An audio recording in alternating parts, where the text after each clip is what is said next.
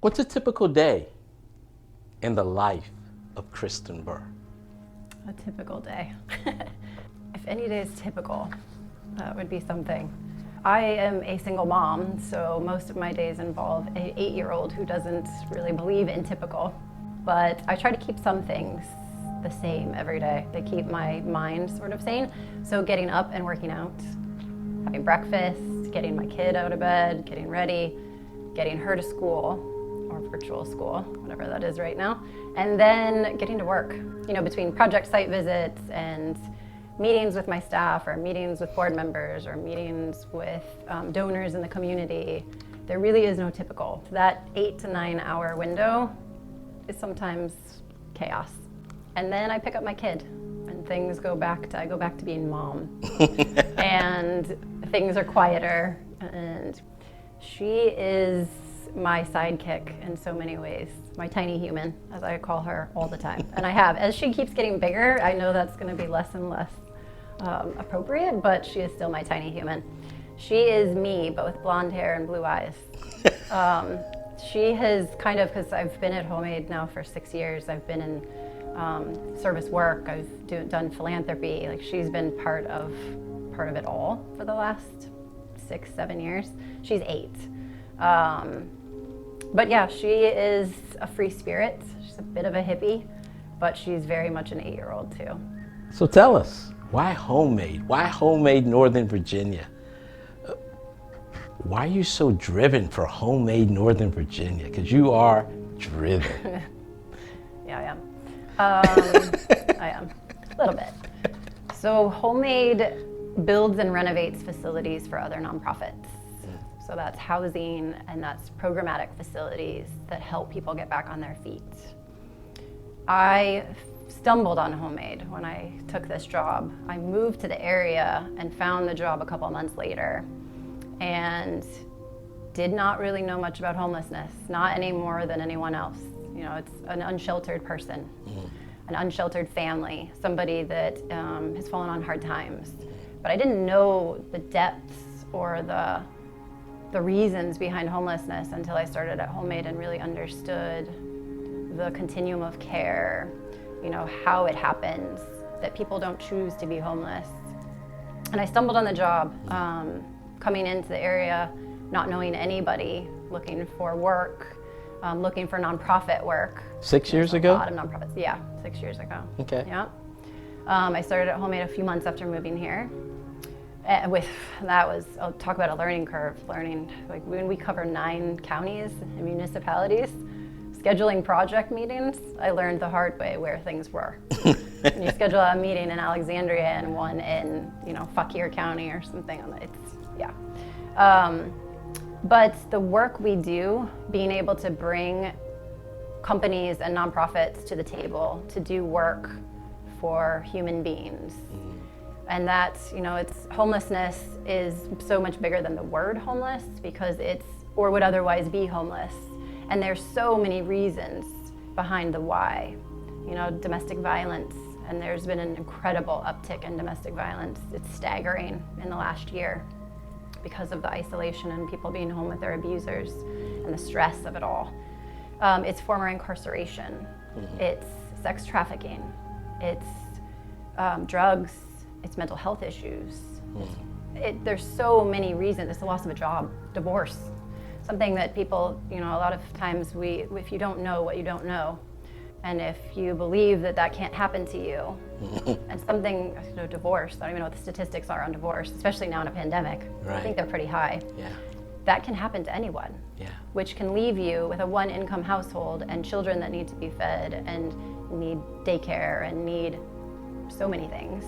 And you don't think that that's going to happen to you until it does, and you need the help. And all these service providers are doing really hard work. They're strapped with small budgets. And so what we bring to the table is incredibly valuable. And I love the work. I love seeing us come in and talk to a nonprofit about having, whether it's not even necessarily a dream, it's a need. It's, hey, we have this property, but it's falling apart. We want to put a family in here that's experiencing homelessness, but it's not safe, it's not stable, and it's certainly not dignified. well, we get to make it that way. Yes. And we get to do it for a fraction of the cost. So it's beautiful. It's really beautiful. So just listening to you share what you just communicated, it sounds like prior to you taking on this job 6 years, and some time ago, your definition of homelessness was different than what it is now. Yes, absolutely. And your passion, your drive, you're extremely motivated to meet the needs of other people. How exhausting can that be sometimes? It's both. It can be incredibly exhausting. It fuels me to a point of sometimes beyond exhaustion. Like, there's a lot of hats. Yeah. Working in a nonprofit, which I had done for years, and running a nonprofit, they're both exhausting. And running a nonprofit is it's liberating in a way, because there's so many decisions I get to make that I wouldn't have otherwise been able to make. I get to push the limits. I get to take on projects that, maybe we wouldn't have a few years ago. I get to look at programs and find gaps in the community where there are real needs, and I get to make that happen, which is beautiful. But it just adds to my plate, and it adds to my team's, the expectations that I put on them. So it's exhausting, which is where self-care comes in, and knowing my limits and knowing what's a priority, which is being a mom. That's the best job I've ever had, and the most important. So just trying to find ways to stay sane in the work.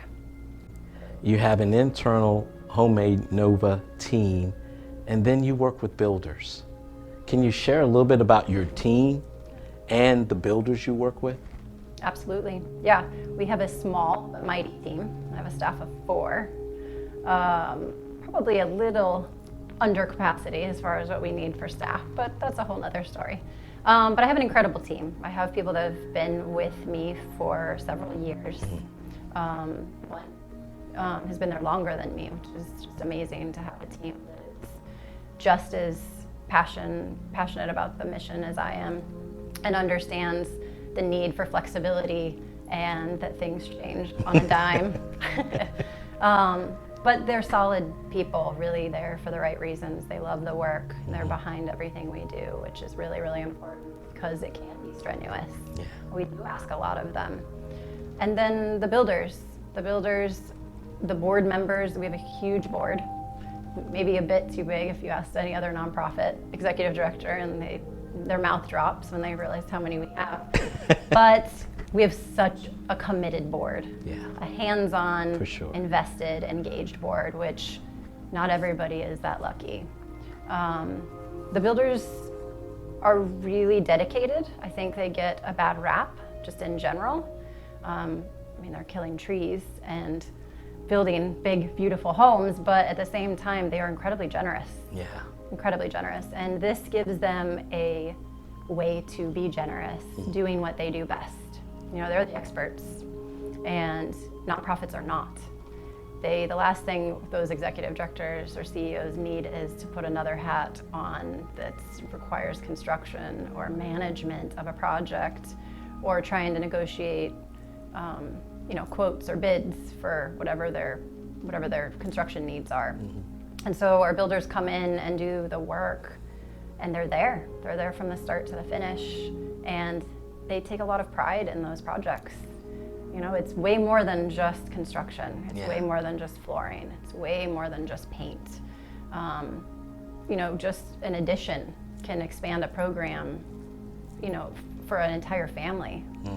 And over the course of the life of that particular building, the impact is huge. If you could share a story, one of the most engaging projects you've ever been on that really you felt satisfied by the results.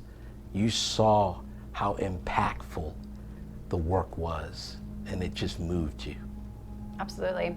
So there have been so many, but one that pops into my head when you put it that way, that was really significant, and that I realized, I know the value that HomeAid brings to the table, without question. I can talk about that forever. But one particular project we did 2 years ago was a building that was acquired, a large building, an old building, and it was going to be a group home for formerly incarcerated women. And so we got pulled into the project after the plans had been submitted and permitted already. And we went and we were sat down with a board member of that particular organization, as well as the architects. And it was myself and another board member as part of our shelter, our project team. And in looking at the plans, there were some things that didn't make sense. I mean, we knew we were building out this building to go from, it was a commercial space that had been used as offices, and we were turning it into, I believe, 20 units, 20 rooms in order to serve 20 to 22 women. And there were a few things in that project that just did not make programmatic sense, right? And I mean, that alludes a little bit to some of my knowledge of women coming out of incarceration, not personal experience. But some of the things, like for instance, the kitchen had one stove and one fridge. The bathrooms had been planned out and again permitted, that they were going to be trough-style sinks and showers next to each other, so 2 women per bathroom. And of course I stepped back and I asked the questions, and I asked, the nonprofit was not present at that meeting, and I stopped all projects, meetings and following, and said until they came to the table and really talked about what they needed. And I had so many questions as to why we would bring transitional women transitioning out of incarceration to a space that felt very much like incarceration. Yeah. So it's details like that when we sat down and the nonprofit actually came to the table and said, oh, we never thought about that.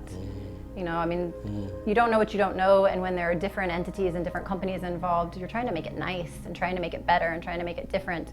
But architects and builders don't know the programmatic needs. No. The nonprofit really has to be at the table, and they really have to look at it as what's necessary and what's going to help these women coming out of incarceration to really transition back to daily life. Right. And so we stepped back, we completely changed the plans, we resubmitted for permits, and then we were able to move forward with separate bathrooms.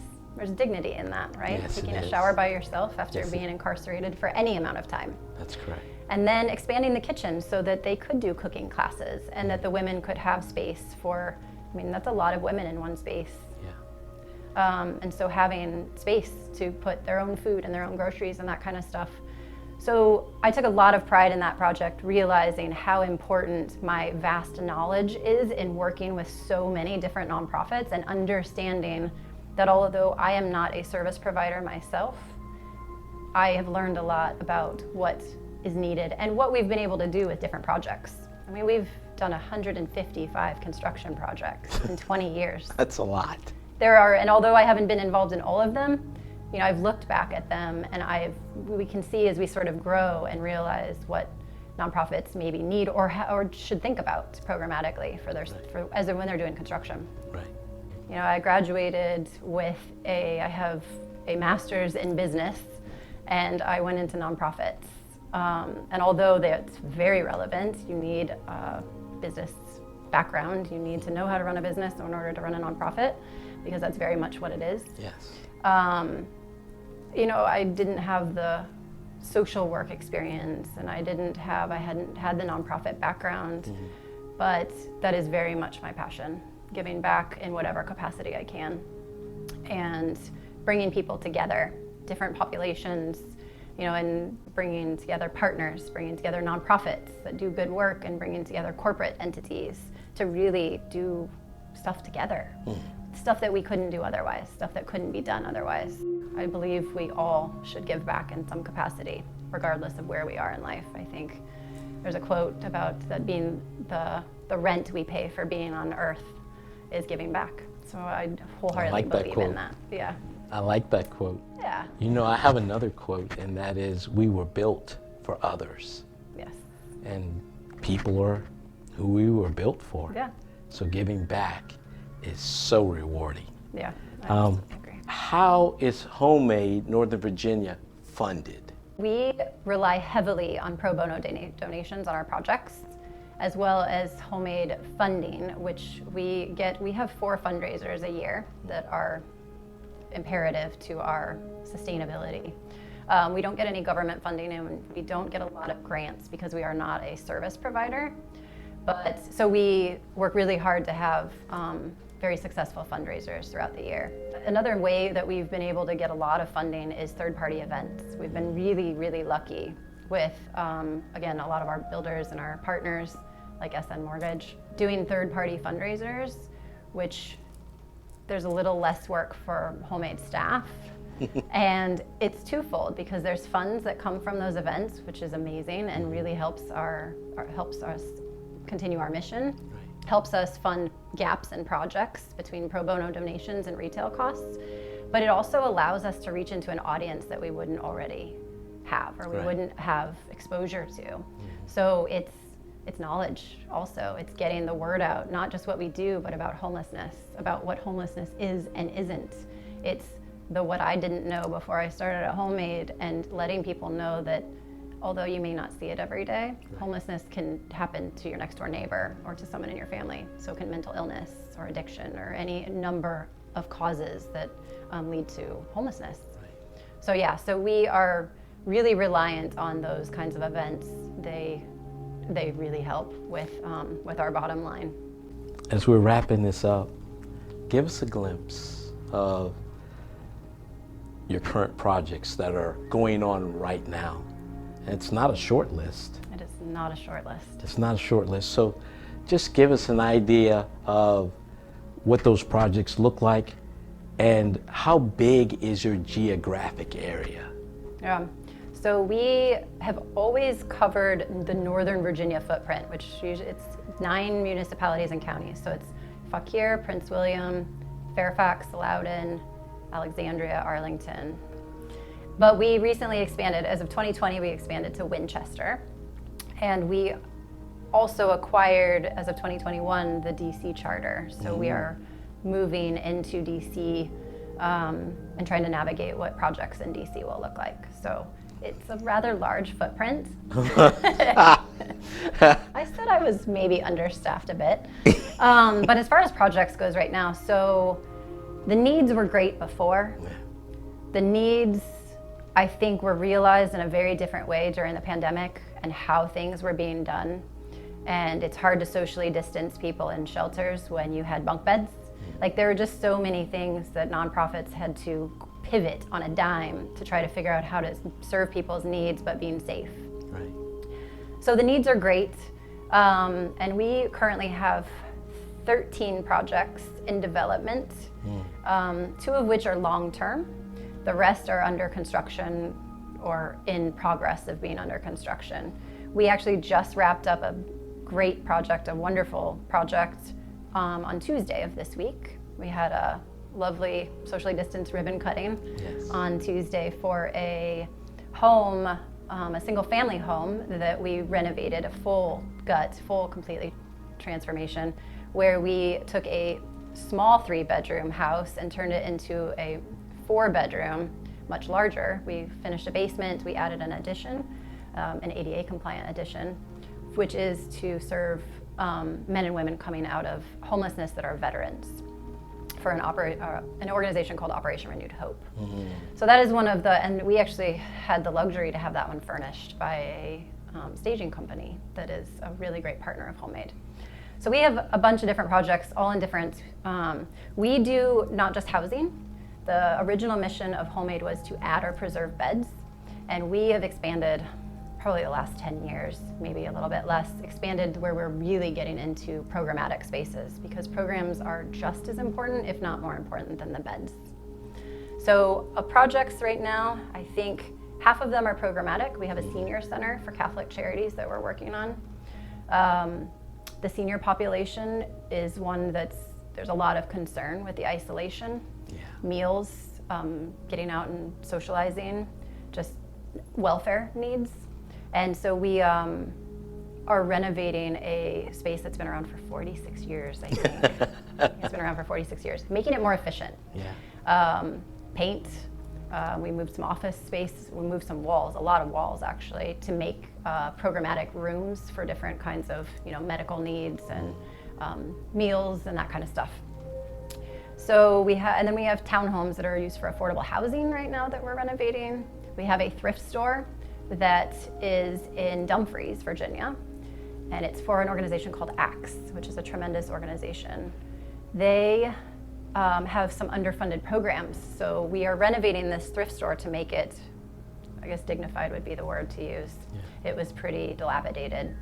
But the funds from this particular thrift store are used to fund underfunded programs like their suicide prevention line as well as domestic violence needs.